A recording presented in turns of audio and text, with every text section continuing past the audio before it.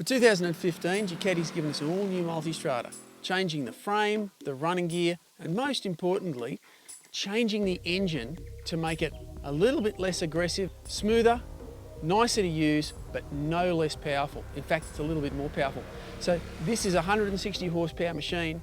It absolutely goes like the wind.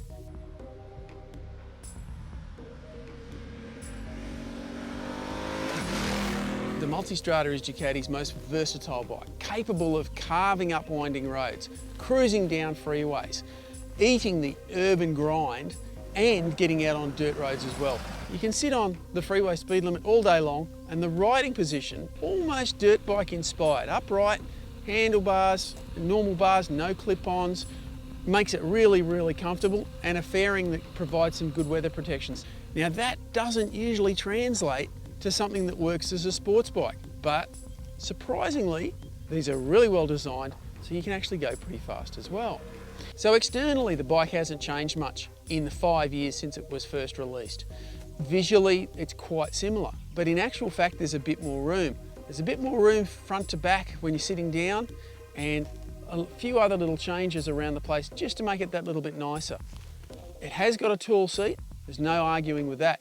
However, it comes with a kit to help you lower the seat a little bit if it is too high out of the box. And if you need to go even lower, you can order a special seat from Ducati. Early Multistradas were cranky beasts. Rough, tough and cantankerous. They had an engine designed for lots and lots of horsepower, but it was a compromise in the low and mid-range performance area.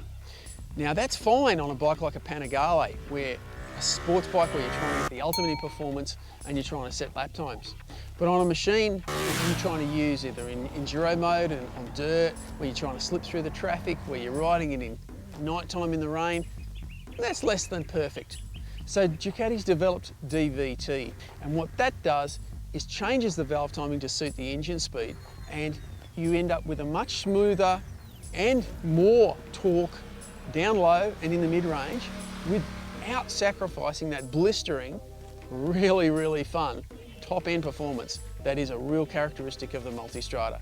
So Ducati market this as 4 bikes in one: urban, touring, enduro and sports. So starting with sports, which a lot of people love to do, ride them hard. This bike has won the Pikes Peak Challenge in the USA, which is a series of switchbacks up this massive hill.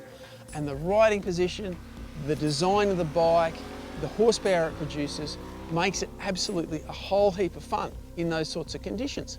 Now, if you switch it into touring mode, it's still got the 160 horsepower, but it tames down that delivery a little bit, makes it that little bit more pleasant. And if you're doing long distances, you've got a passenger on board, luggage, a little bit nicer to ride and a little bit smoother overall in that engine delivery, less fatiguing to ride as well. If you hit the urban city limits, you can switch it into urban mode, and that's 100 horsepower. And if you're new to riding a big bike, big powerful bike, that's also a great place to start. Makes it that more tractable and less likely to do anything that you're not expecting.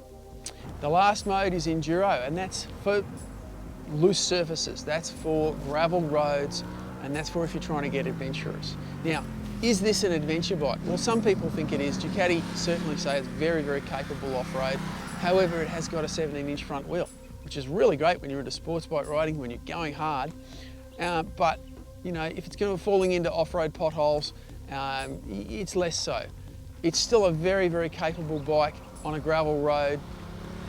Do not be afraid to take these things into the dirt. They're a lot of fun, and putting it in enduro mode tames down that engine, brings it back to 100 horsepower, just like the urban mode, and lets you ride it and have a lot of fun without it getting out of shape too much, and it's well worth giving it a shot.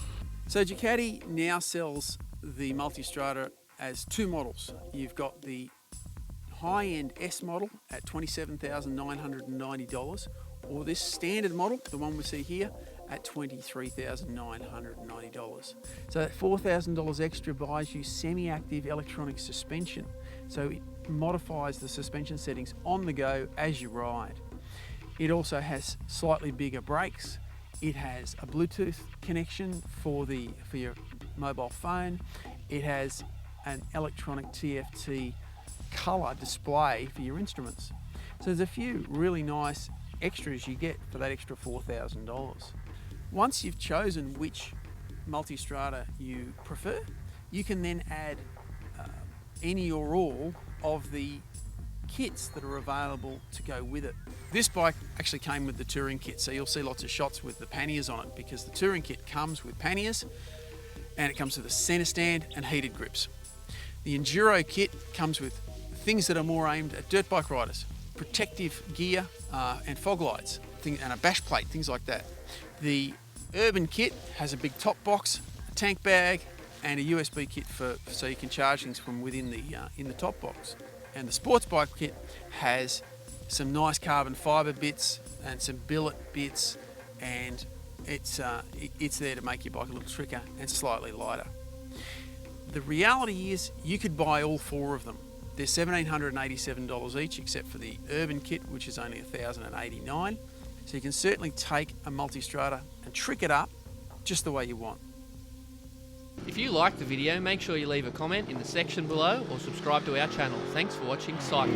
They came basically just in air-cooled form, and they always had an old school lumpy sort of feel. We're going to ride KTM's biggest but not so baddest adventure machine, the 1290 Super.